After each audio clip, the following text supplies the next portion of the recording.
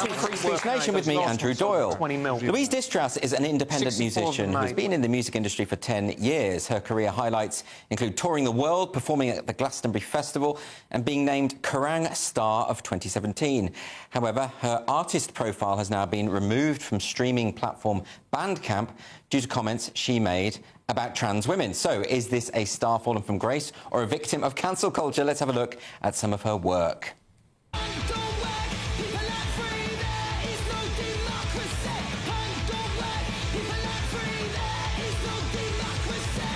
I'm delighted to say that Louise Distras joins me here in the studio. Louise, hello. Hey. So, now, firstly, I must admire your T-shirt. Turf is the new punk, with an image of Pankhurst. Do you want to explain what that means? Well, turf is a slur, but I think it's a badge of honour, so I thought I'd put it on a T-shirt with Emmeline Punkhurst. And my friend, the famous artist Birdie Rose, she designed it for us. Fantastic. Yeah, because it's interesting, the phrase turf, people might not know, trans-exclusionary radical feminist, really does mean just witch now, doesn't it? It's a way to sort of attack women, effectively. Yeah. And interestingly, Elon Musk said it was a slur on Twitter, so he wasn't going to tolerate it. Anyway, leave that aside. You've been in the business for a long time. You've been making music for a long time. Tell us when did it all start to change? What happened? Well, I released my new album, Beauty After Bruises, in April of this year. And it's about not self-censoring and about honouring the parts of ourselves that we look away from. And when I wrote this album and recorded it, talking about my music and talking about my own life meant being able to talk about being a woman. And nowadays, everyone's asking, well, what is a woman? And everything in my life starts with me being a woman, and being a woman's an adult human female, right?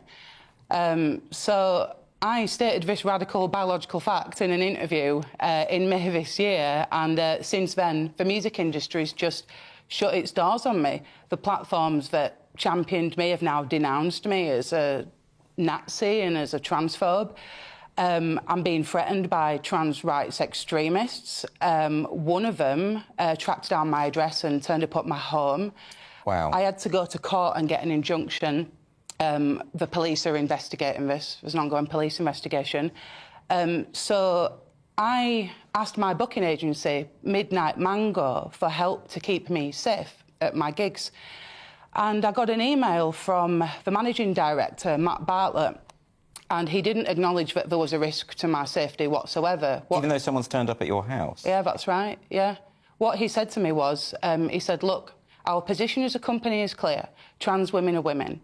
And if you continue to publicly deny that trans women are women, your position will have a detrimental effect on your musical career. Wow. Yeah. But this is kind of astonishing, because since the Maya Forstater case, we know that that belief that you've expressed is protected by law. Yeah.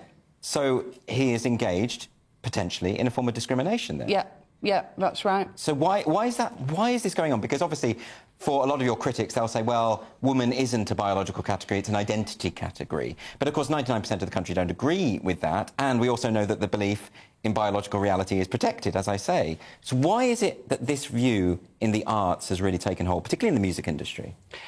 I think it's well known that the music industry is very misogynistic, and I think that that's given room for these ideas to grow and for women's rights and women artists, you know, the rights of women artists, to get trashed along the way.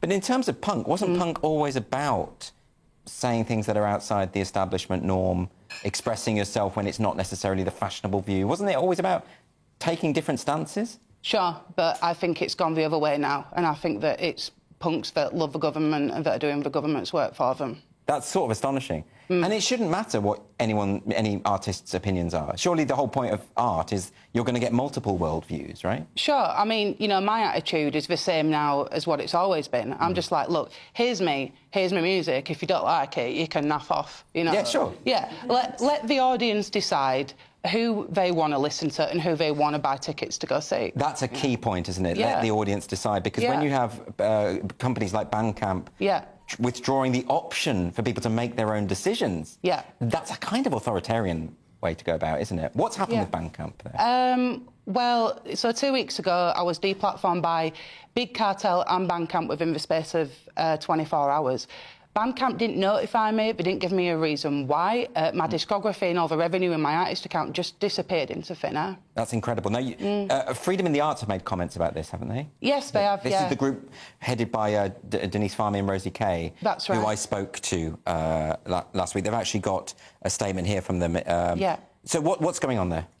Well, Freedom in the Arts have published an open letter to Ethan Diamond, the CEO of Bandcamp, and they've asked him to protect freedom of speech, reinstate my artist account, and pay me the flipping money that they owe me. Well, I've got bills to pay. Well, there's the financial element, isn't there? But there's also just the principle, as you say, of letting the audience decide. Yeah, and also, you know, since the pandemic, the arts has really suffered. The music industry suffered. A lot of live music venues have closed down, and I feel that what's left of the industry is now being kicked to death by these intolerant activists who are shutting down and threatening anybody who dares to disagree with them or who won't bow down to these insane demands of ideological compliance. And these companies like Midnight Mango and Bandcamp are more than happy to, you know, cut off their own legs as some kind of sacrificial offering to the rainbow gods.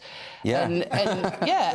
And you know, and destroy artists' careers in the process. And it's just absolutely ridiculous. You know, the music industry is supposed to be built on freedom of expression.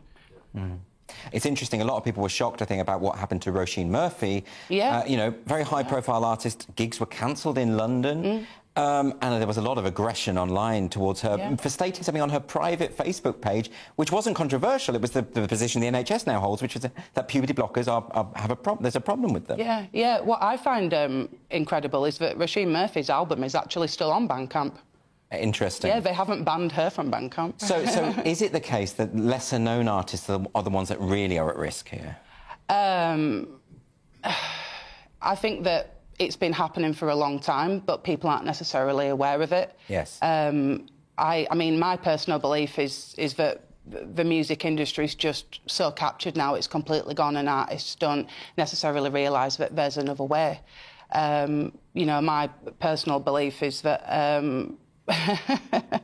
yeah, I just think we should just let it die, and I think we should just let all the cowardly artists go down with the ship. I mean, I'm not the only one that this is happening to.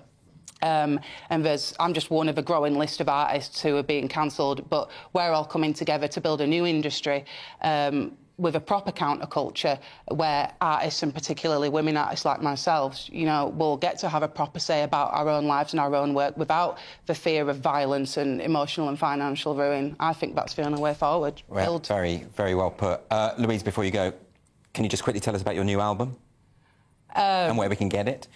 Well, what I would say is put Louise Distras into Google, and the good and the bad and the ugly will come up. All the filth and the fury. I've got louisedistras.com is where you can get all of my music. And also, if you want one of these spiffy T-shirts, turfisrenewpunk.com. Fantastic. Louise Distras, everyone. Thank you. Thanks very much.